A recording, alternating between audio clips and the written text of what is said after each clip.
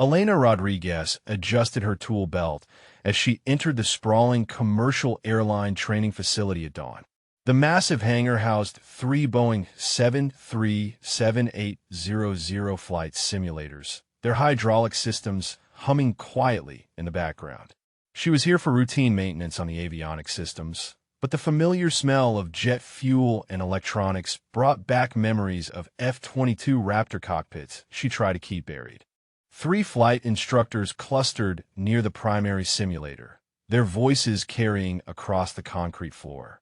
Captain Mike Harrison, a graying man with 20 years of commercial experience, gestured dismissively as she approached. "Just stay out of the way while we run diagnostics, sweetheart.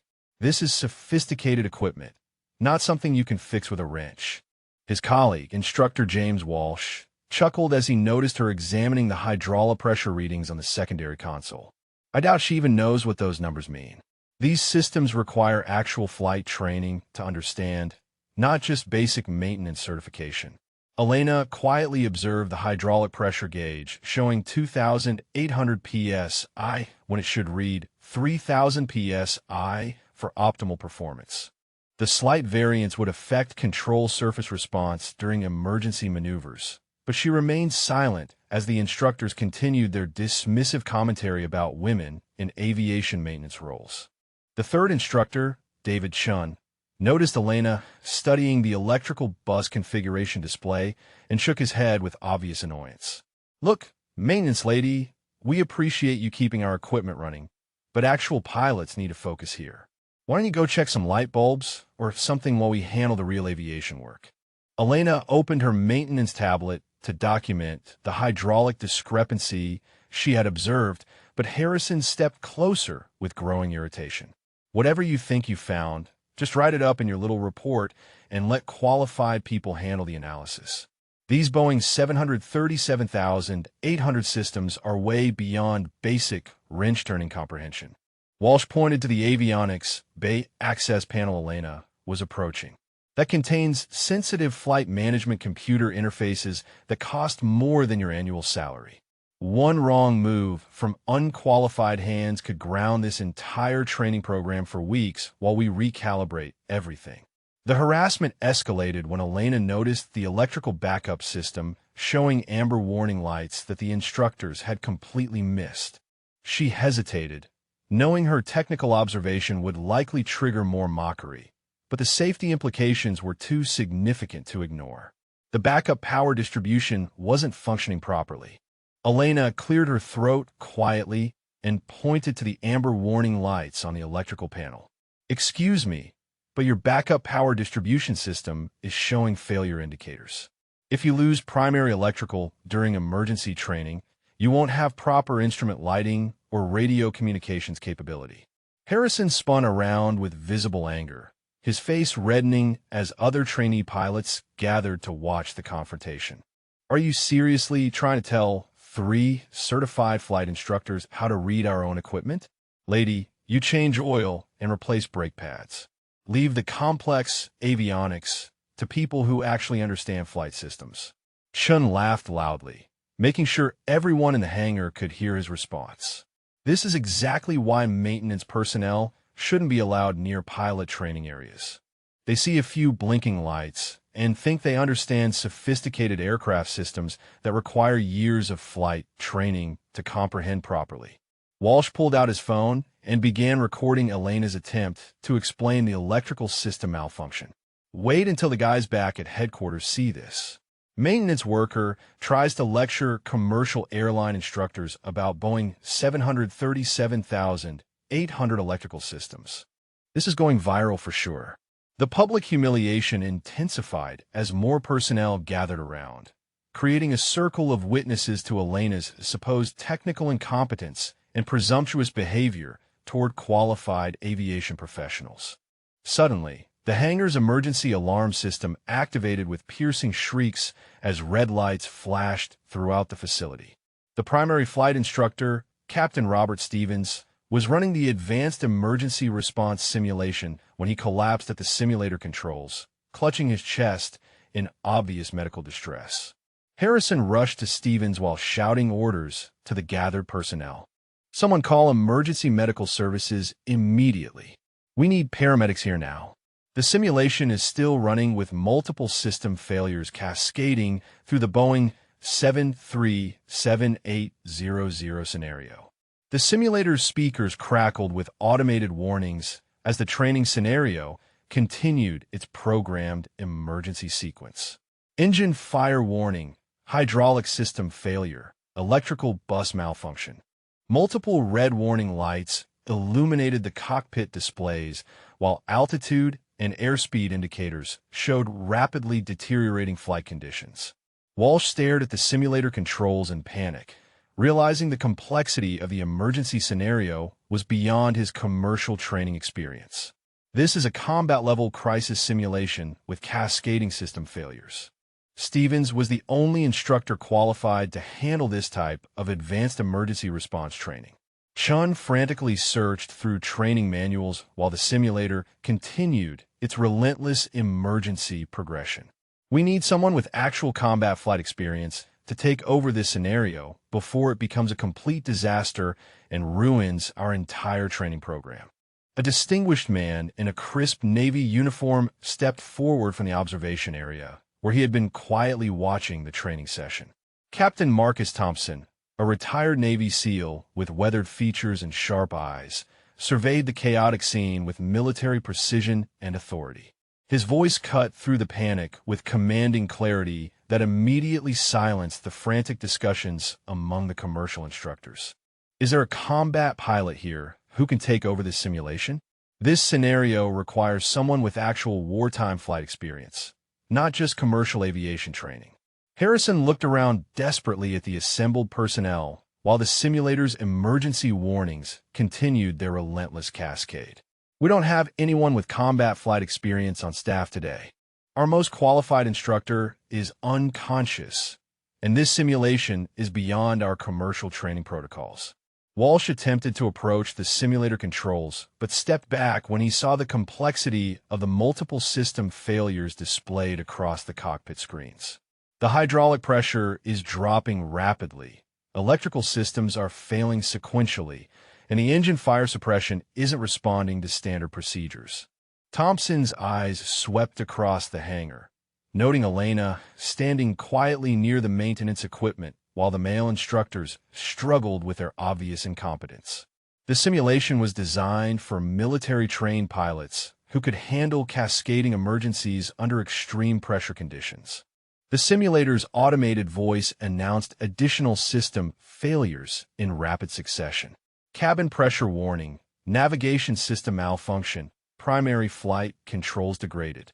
The Boeing 737-800 scenario was spiraling into a complete catastrophic failure, requiring immediate expert intervention. Chun frantically tried to pause the simulation, but discovered the controls were locked in advanced training mode. We can't stop the scenario until it's completed successfully or reaches total system failure. This was designed for military pilots with combat experience handling multiple emergencies simultaneously. Thompson repeated his question with increased urgency, his military bearing commanding attention from everyone in the hangar. I need a combat pilot right now. Someone who has handled real emergencies under fire, not just commercial flight training simulations. Elena watched the instructors struggle with equipment she understood intimately from her F-22 Raptor experience. The cascade pattern of failures was identical to combat scenarios she had faced over Syria, where split-second decisions meant the difference between mission success and catastrophic loss. Harrison's voice cracked with desperation as he realized their complete incompetence in handling the crisis. None of us have military flight experience. We're all commercial aviation trained. This simulation is going to fail completely and destroy our training program's reputation unless someone can save it. Elena quietly stood up from her position near the maintenance equipment, her movements deliberate and controlled. The same hands that the instructors had dismissed as mere wrench-turning tools approached the simulator controls with the confidence of someone who had faced real combat emergencies. I can handle this simulation, she said simply, her voice cutting through the chaos without needing to shout. Her fingers moved across the Boeing 737-7800 controls with practiced precision, immediately identifying the primary hydraulic system failure and initiating proper emergency response protocols. Thompson's eyes narrowed as he watched Elena's technical competence unfold before the shocked instructors. Her hand movements were too precise, too confident for someone with only maintenance experience. She was executing emergency procedures with the fluidity of combat-trained muscle memory. Elena isolated the engine fire using proper suppression sequences while simultaneously managing electrical system redundancy switching. She compensated for hydraulic pressure loss by engaging manual reversion mode and began calculating emergency landing parameters based on degraded flight control capability. Harrison stared in disbelief as Elena demonstrated flight system knowledge that exceeded his commercial training by decades. How is a maintenance worker executing advanced emergency procedures that require years of specialized pilot training and actual combat experience to master properly?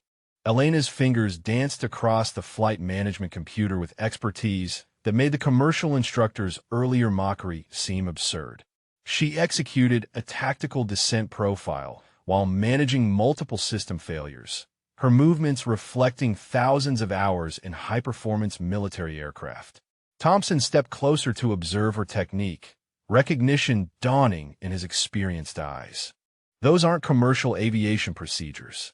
She's using combat flight protocols adapted for civilian aircraft systems. Her situational awareness and crisis management skills are military-trained. The simulator's warnings decreased as Elena systematically addressed each emergency using proper prioritization sequences.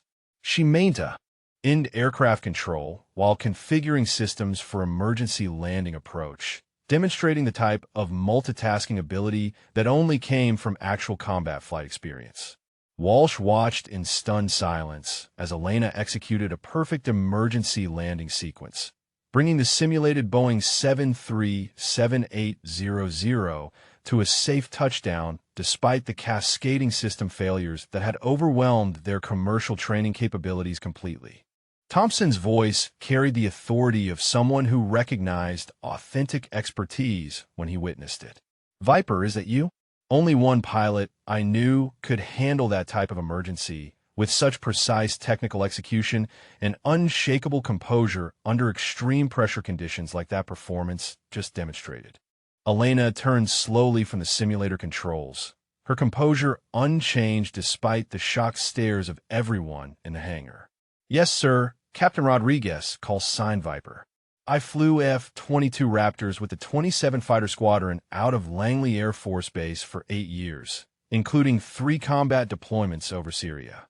Thompson's weathered face broke into a respectful smile as he extended his hand in proper military greeting. "I thought I recognized those procedures." "Captain Marcus Thompson, retired Navy SEAL. I worked joint operations with your squadron during Operation Inherent Resolve. Your reputation for handling impossible situations was legendary among special operations units." The commercial instructors stood frozen in complete disbelief as Elena's true background shattered their assumptions about maintenance workers and women in aviation. Harrison's face drained of color as he realized the magnitude of his earlier dismissive comments toward a decorated combat pilot. Elena's voice remained calm and professional as she addressed the group. "I have over 3,000 flight hours in F-22 Raptors, including 847 combat hours over hostile territory. I transitioned to commercial maintenance after completing my military service, but the technical knowledge transfers directly to civilian aircraft systems." Chun dropped his phone.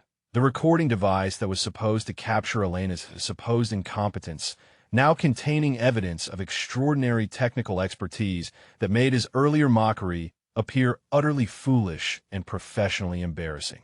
Thompson pulled out his military identification and opened his secure contact directory, immediately placing a call to verify Elena's service record through proper channels. Within minutes, her distinguished combat record was confirmed through official military databases, including commendations for extraordinary heroism under fire. The airline training facility director, who had been observing from his office, rushed down to the hangar floor after witnessing Elena's exceptional performance. "Captain Rodriguez, I had no idea we had someone of your caliber working in our maintenance department. Your technical expertise far exceeds our current instructor qualifications." Harrison approached Elena with obvious shame, his earlier arrogance completely deflated by the reality of her superior qualifications. "Captain, I owe you a sincere apology. My comments were unprofessional and completely inappropriate. I clearly misunderstood your technical background and capabilities entirely." Walsh deleted the recording from his phone, realizing the video would only document his own ignorance rather than Elena's supposed incompetence. "Ma'am, I was completely wrong about your knowledge of aircraft systems. Your performance just saved our entire training program from disaster." Elena accepted their apologies with professional grace, while Thompson coordinated with facility management to ensure her technical expertise was properly recognized and utilized. The hydraulic pressure issue she had initially identified was immediately addressed, preventing potential safety problems during future training sessions. The facility director immediately offered Elena the position of chief flight instructor, recognizing that her combat experience and technical expertise far exceeded their current training capabilities. "Captain Rodriguez, we would be honored to have you lead our emergency response training program development." Elena considered the offer carefully, while Thompson provided additional validation of her exceptional service record to facility management. Her F-22 Raptor experience included advanced tactical flight instruction at Nellis Air Force Base, where she trained elite pilots in complex emergency procedures and combat scenarios. Harrison and his colleagues faced immediate administrative review for their unprofessional conduct and failure to recognize qualified personnel.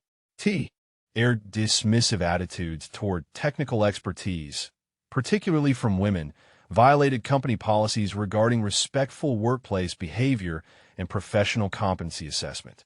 Elena accepted the instructor position with conditions that emergency response training protocols be updated to reflect real-world combat scenarios.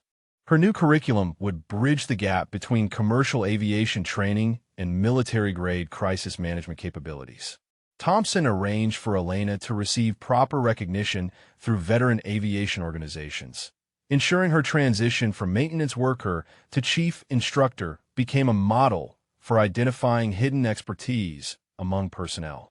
The facility implemented new procedures for recognizing qualified military veterans regardless of their current job assignments or gender. 6 months later, Elena's emergency response training program had become the industry standard for commercial aviation crisis management. Her combatist procedures saved 3 airline crews from actual in-flight emergencies, validating the integration of military expertise into civilian aviation training protocols.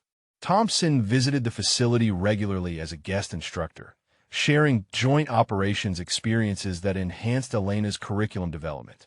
Their collaboration created a comprehensive training program that prepared commercial pilots for scenarios previously considered beyond civilian aviation scope. Harrison had undergone sensitivity training and now served as Elena's deputy instructor, having learned to respect technical expertise regardless of its source. His earlier prejudices were replaced by genuine appreciation for combat-trained competency and professional military experience.